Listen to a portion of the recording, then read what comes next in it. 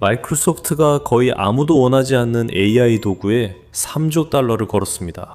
그들은 이 도구를 컴퓨터에 강제로 설치하고 연 360달러를 청구합니다. 게다가 이 소프트웨어는 법적으로 필수도 아닙니다. 이것은 오락용일 뿐입니다. 한편 수백만 명의 사용자가 한 가지를 찾고 있습니다. 이걸 어떻게 삭제하죠? 그래서 아무도 코파일럿을 사용하지 않는 겁니다. 40년 동안 한 회사가 당신의 직장 생활을 둘러싸는 거대한 벽을 쌓아왔습니다. 책상 앞에서 일한다면 마이크로소프트 세계에 살고 있는 것입니다. 그들의 전략은 단순합니다. 사무실 운영에 공기처럼 꼭 필요한 걸 사는 것처럼 필수적인 앱들을 잔뜩 만들어냈죠. 하지만 이제 그 벽들이 금이 가고 있습니다. 마이크로소프트 365를 사용하는 4억 5천만 명의 직장인 중에서 새로운 AI 어시스턴트인 코파일럿에 돈을 대기로 동의한 사람은 극소수에 불과합니다. 회사 본사에서 나온 수치는 참담합니다. 약 1,500만 명이 유료 서비스에 가입했는데 이는 3.3%에 불과합니다.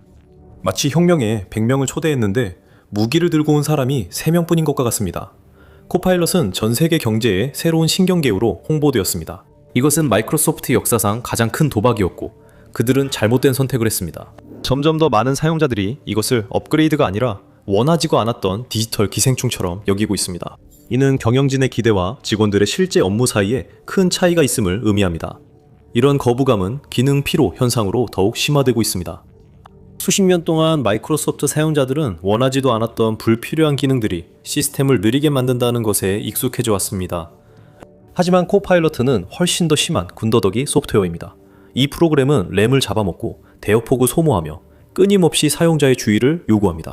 작업 표시줄의 코파일럿 아이콘은 공간만 차지하고 아무것도 돌려주지 않는 존재의 상징이 되었습니다.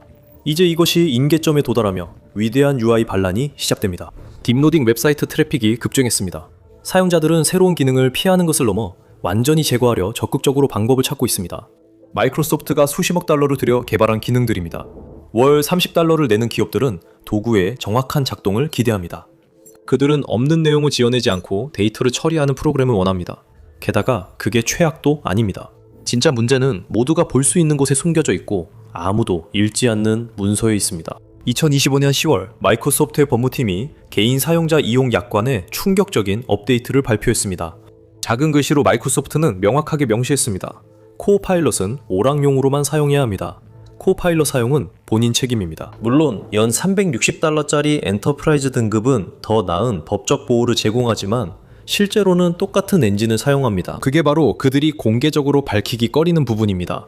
이제 게임은 끝났고 수백만 명이 컴퓨터에서 장난감처럼 취급되는 도구를 억지로 사용하게 됐었습니다.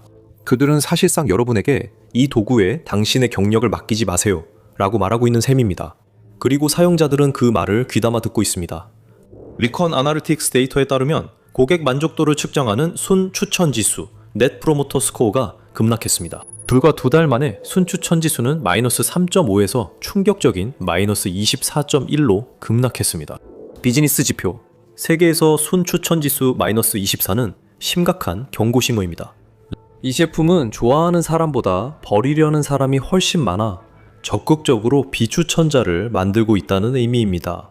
이 분노의 원인은 실제 업무 테스트입니다. 전문 환경에서 시간을 절약하는 도구라면 시간 낭비가 없어야 함을 증명해야 합니다. 이 지점에서 인공지능은 완전히 실패합니다.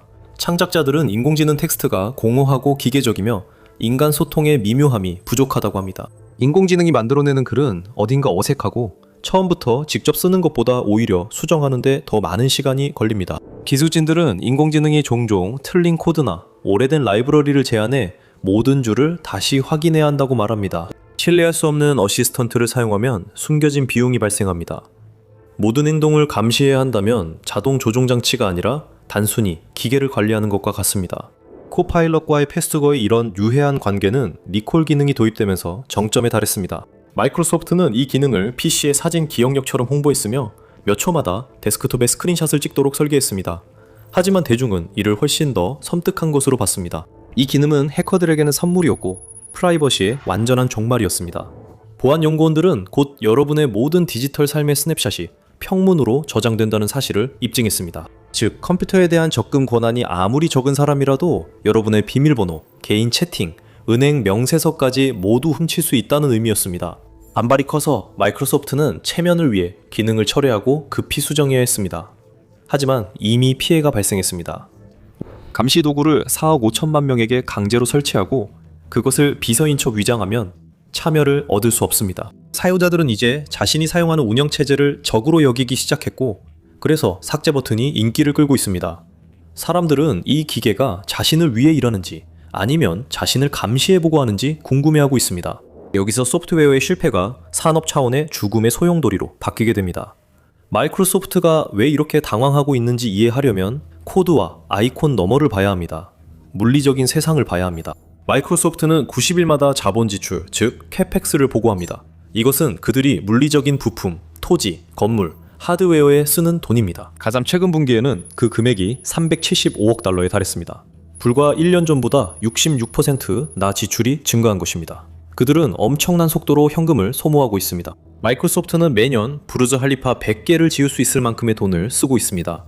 마이크로소프트는 초고층 빌딩을 짓는 것이 아니라 새로운 컴퓨터 문명을 만들고 있습니다. 그들은 수십만 개의 GPU를 구입하고 있는데 이 GPU들은 매우 비쌉니다. 개당 3만 달러입니다. 이 GPU들은 구하기도 힘들고 엄청난 산업용 팬과 수백만 갤런의 물로 냉각하지 않으면 녹아버릴 정도로 뜨겁게 작동합니다. 역사상 거의 모든 다른 비즈니스에서는 수요가 이미 있기 때문에 공급을 마련합니다. 하지만 마이크로소프트는 그 논리를 뒤집었습니다. 그들은 이미 등을 돌린 사람들을 위해 인류 역사상 가장 큰 공장들을 짓고 있습니다. 우리는 컴퓨터 유령 도시의 탄생을 목격하고 있습니다. 거대한 값비싼 창고에는 밍밍거리는 기계들만 가득하고 결코 나타나지 않을 사용자들을 기다리고 있습니다. 마이크로소프트는 그 돈을 감당할 수 있지만 실수의 대가는 세상이 지고 있습니다. 데이터 센터는 가장 많은 에너지를 쓰는 기계입니다. 세계 데이터 센터의 수도인 버지니아 북부에서 지역 전력망이 무너지기 시작했습니다. 전력망은 가정과 병원을 위해 설계됐지 수백만 개 GPU가 실을 지어내는 용도는 아니었습니다. 이로 인해 전력회사들은 AI 골드러시에 맞춰 인프라 업그레이드에 힘쓰고 사람들은 전기요금이 급등하는 걸 겪고 있습니다. 마이크로소프트는 전력이 너무 절실해져서 미국 역사상 가장 큰 원자력 사고가 있었던 스리마일 섬의 원자력 발전소를 재가동하는 계약까지 체결했습니다. 이 한 회사가 이제 많은 소국들보다 더 많은 전기를 소비하고 있습니다. 그런데 그 이유가 뭘까요? 리콘 애널리틱스의 한 연구는 미국에서 코파일럿 유료 라이선스를 보유한 15만 명의 사무직 근로자를 조사했습니다. 그 결과는 이사회에게 악몽과도 같았습니다. 그들 중 실제로 정기적으로 이 도구를 열어 사용하는 사람은 단 35.8%에 불과합니다. 기술업계에서는 이를 쉘프웨어라고 부릅니다. 이 제품은 회사가 구매해 디지털 선반에 올려두고 다시 사용하지 않습니다.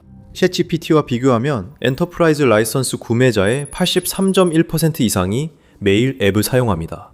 마이크로소프트는 윈도우, 워드, 엑셀 등 다양한 제품을 소유하고 있습니다. 그들은 코파일럿 버튼을 바로 눈에 띄는 곳에 배치했습니다. 이보다 더 쉬울 수는 없습니다. 그런데도 아무도 그것을 사용할 시간이 없습니다.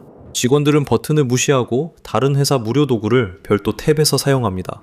기본 이치를 둔 건 사용을 강제하려던 것이지만 오히려 조용한 반란을 낳았습니다. 마이크로소프트 본사 내부에서는 불안이 극에 달했습니다. 그들은 이제 AI가 충분히 똑똑하지 않을 수 있음을 깨닫고 있습니다. 지난 2년간 이야기는 단순했습니다. 마이크로소프트와 오픈 AI가 선두주자였습니다. 그들은 독점적인 우위를 가지고 있었지만 그 시대는 공식적으로 끝났습니다. 마이크로소프트는 공식적으로 엔트로픽의 클로드를 코파일럿에 통합하기 시작했습니다. 홍보팀은 이것이 단순히 고객 선택에 관한 것이라고 주장하지만 실제로는 오픈 AI의 GPT를 기반으로 한 자체 시스템이 중요한 정확도 테스트에서 실패하고 있기 때문입니다. 클로드 도입으로 마이크로소프트는 남의 두뇌가 자기들 브랜드를 살려주길 바라고 있습니다. 이건 코카콜라가 비밀 레시피가 맛없다 인정하고 사람들이 계속 마시게 펩시를 조금씩 섞는 것과 같습니다. 코파일럿의 리서처 에이전트에서는 GPT가 답변 초안을 작성하고 클로드가 정확성, 완전성, 출처를 검토합니다. 마이크로소프트는 이런 프랑켄슈타인식 조합이 연구에서 13.8% 향상을 가져온다고 주장하지만 임시 방편에도 근본적 문제는 여전합니다. 독립형 코파일럿만으로는 전문적인 작업을 해내기 어렵습니다. 이 멀티모델 방식이 바로 그 결정적인 증거입니다.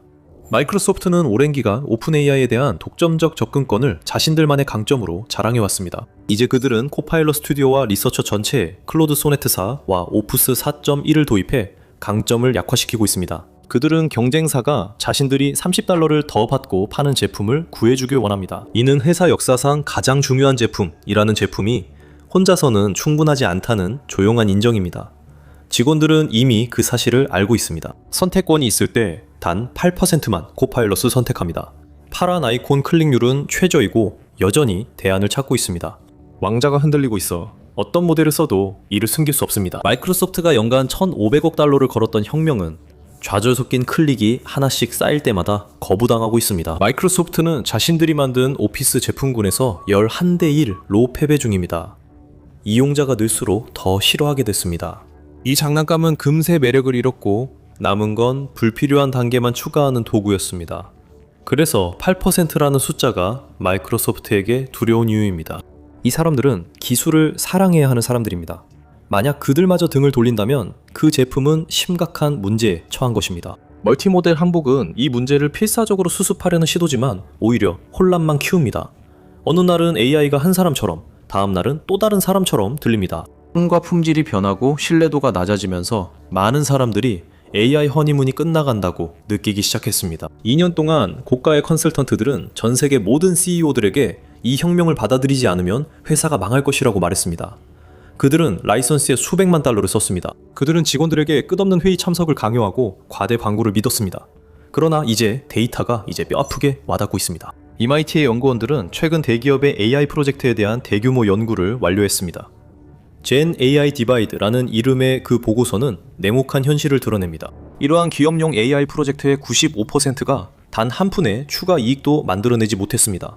이 실패의 수학적 원리는 간단합니다. 직원이 AI를 사용해서 얻은 모든 속도 향상은 그들이 기계의 실수를 고치는 데 쏟은 시간에 의해 즉시 상쇄되었습니다. 팀들은 아침엔 프롬프트를 작성하고 오후엔 품질 검사에 통과하지 못한 기계의 고액 편집자로 일했습니다. 랜드 코퍼레이션도 같은 패턴을 발견했습니다. 그들의 과학자들은 이런 도구들이 실제 업무와 맞지 않는다는 점을 발견했습니다. 실제 업무는 복잡하고 깊은 맥락과 절대적 신뢰가 필요하지만 AI는 이를 제공하지 못합니다. AI는 인터넷의 일반적인 평균만을 제공할 뿐인데 이는 중요한 전문 직업에서 요구하는 것과는 거의 맞지 않습니다. 코파일럿을 경쟁 제품과 비교하면 실패 이유가 더 명확해집니다. 많은 전문가들은 코파일럿을 AI 분야의 인터넷 익스플로러로 보고 있습니다. 그들은 코파일럿이 이미 설치되어 있고 IT 부서에서 강제로 사용하게 해서 어쩔 수 없이 씁니다.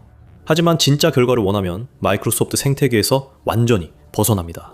클로드는 더 인간적이고 정확한 추론을 제공한다는 평가를 받습니다. 챗GPT 엔터프라이즈는 마이크로소프트의 강제 통합이 따라올 수 없는 수준의 데이터 통제력과 속도를 제공합니다. 직원들은 마이크로소프트가 작업 표시줄에 넣어둔 무료 도구 대신 별도의 브라우저 탭을 열어 직접 돈을 내고 자기 도구를 쓰고 있습니다. 그러나 가장 심각한 위험은 재무에 있으며 이는 모든 마이크로소프트 투자자들을 불안하게 해야 합니다. 마이크로소프트의 클라우드, 미래의 거의 절반이 이제 마이크로소프트가 아닌 다른 회사에 달려 있습니다. 남아있는 클라우드 약정의 약 45%가 오픈AI와 연결되어 있어 사실상 세계에서 가장 큰 기술 대기업 중 하나를 단일 스타트업의 성공에 모든 것을 거는 파트너로 만들고 있습니다. 마이크로소프트는 사실상 기록적인 속도로 현금을 소모하고 있는 파트너에게 회사의 절반을 걸었습니다. 오픈AI가 실수하거나 시장이 이 모델들이 수익을 내지 못한다는 걸 깨닫게 되면 마이크로소프트의 기업 가치는 단순 하락이 아니라 폭락할 수 있습니다. 마이크로소프트는 명성, 하드웨어, 클라우드의 미래를 대부분의 직장인들이 숨기거나 삭제하려는 키보드 버튼 하나에 걸었습니다. 그들은 3조 달러 제국을 오락용 소프트웨어 기반에 세우고 있습니다. 직장인들이 코파일럿 아이콘을 마우스 오른쪽 클릭으로 숨길 때마다 기술 역사상 가장 큰 소비자 외면에 동참하는 것입니다. 3.3%의 전환율은 마이크로소프트가 넘을 수 없는 벽입니다. 95%의 실패율은 그들이 메울 수 없는 구멍입니다. 위대한 AI 혁명은 우리가 미래로 나아가는 순간이 될 것이라고 예상되었습니다. 이것은 한 기업이 너무 커져 사용자 의견을 무시할 때 발생하는 370억 달러의 교훈이 되었습니다. 데이터 센터의 냉각 팬은 계속 돌아가고 있습니다. 서버는 여전히 윙윙거리지만 사무실은 조용합니다. 사용자는 이미 떠나 각자 컴퓨터를 되찾았습니다. 그리고 수치들이 들어오면서 남은 것은 거품이 터지기 전에 얼마나 오래 버틸 수 있는지 지켜보는 것뿐입니다. AI를 강요하던 시대는 끝났습니다. 그리고 사용자가 떠나면 진짜 여파는 막후에서 시작됩니다. 계약이 의심받고 파트너십이 흔들리며 기술업계에서 가장 큰 동맹이 갑자기 상승세 때보다 훨씬 더 취약해 보이기 시작합니다. AI 붐에 투자하던 회사가 계약을 재검토하기 시작하면 어떤 일이 일어날까요? 마이크로소프트와의 대규모 결결로 인해 오픈AI와 챗GPT가 영원히 파산하게 되는 과정을 알아보세요. 아니면 이 영상을 시청하세요.